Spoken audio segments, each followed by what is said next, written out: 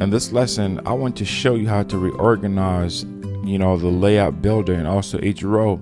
So let's say that you want to move things around and you want to experiment with a different layout style. So what you can do here is you can create new ones. I'm going to create something like that, and I can choose whatever position that I want here. So let's say that's the title, which I deleted. So let's say I want to move things around and I don't like the main body to be up top. I want something else to be there. So what I can do here is, you see this little icon here, this anchor. All you have to do is just hold it and drag and pull it up. And just like that, you are repositioning how your layout looks. So it's very simple for you to do that.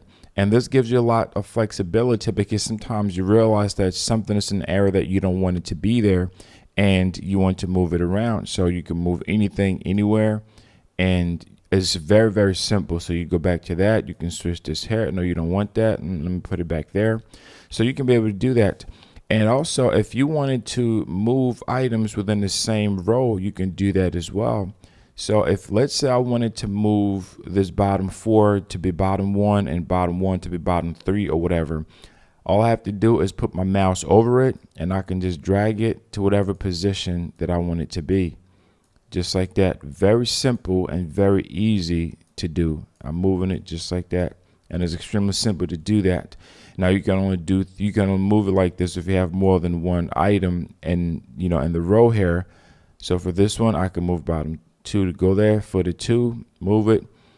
So that's how simple and easy it is for you to move things around. And don't forget, you can click to save that new setting. And if you decide you change your mind, you just come back and move it again exactly how you want it to be.